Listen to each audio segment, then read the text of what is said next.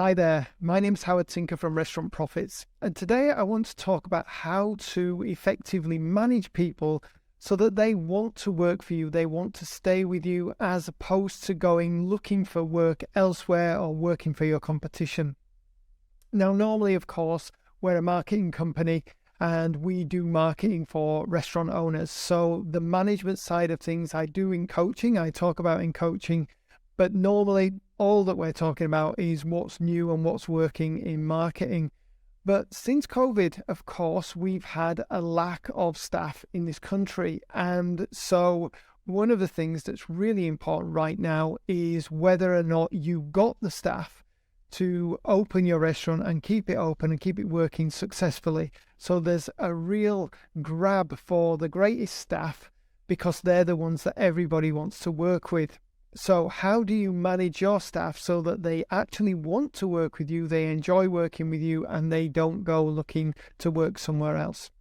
Well, one of the books that I've talked about previously is First Break All the Rules by Marcus Buckingham. This book came out over 20 years ago, and it's still a really good book about looking at this exact thing. What are the things people are looking for to work at a workplace? What are the things that are going to cause them to leave and go somewhere else?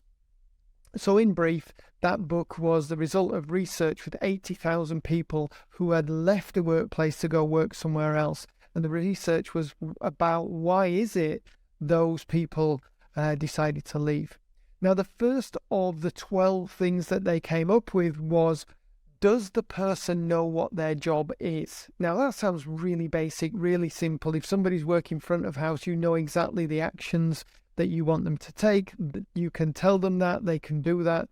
Same with back of house. There's certain things that you're going to want your pot washer to do, your sous chef, your kitchen hand, all of those things. The practicalities of doing the job is not exactly what we're talking about here. So let me explain. When you choose to let somebody go, it's not necessarily about the practicalities. It's more to do with their attitude. It's more to do with how they do what they do. And because this is something that is based on your values about how you value what's right and what's wrong. So you might have a great service culture where you look after people and hospitality is massive for you, making people feel great in the place. But that is not communicated to the person who is clearing the table and so on. They're doing the practicalities right, but they don't understand the values. It's very easy for you to look at them and go, they're not up to scratch. Even though they're doing the right thing in terms of practical terms of their job, they're not doing it with the same enthusiasm, if you like, or attention to detail that comes from your values. So one of the things that you have to do is to be able to communicate your values, why they're doing it the way that they're doing it, to somebody so they know how to measure up to that. Because often they'll be confused about, I'm doing the things I'm supposed to do. Why is it that they don't like me? Why is it that I'm now getting into trouble at work? Because I do exactly what I'm supposed to do. So you have to communicate your values to them and explain how you're measuring them, what the criteria is for them to succeed.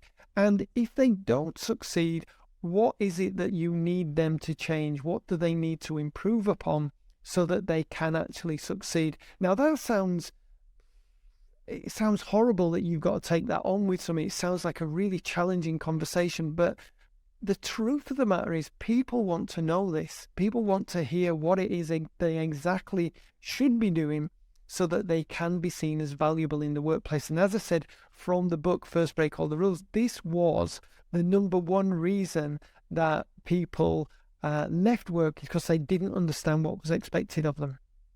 So if you can do that, if you can have that conversation, you can demonstrate and you can point out somebody else that's doing it well, and then you can coach them to improve, they are going to grow in there. And everybody, all of us, loves to grow and get the praise for being good at what we do.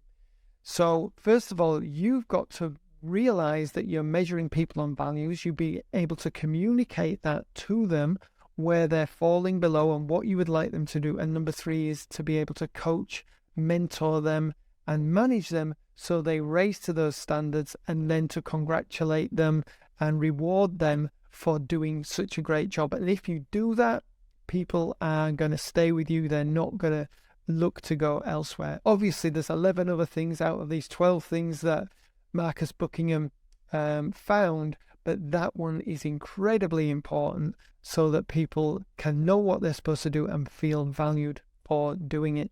If this has been useful to you, if you want to know more about how to manage people, how to recruit and retain the best staff, go to our website, restaurantprofits.com.au, and read the blogs and also get in touch with us there.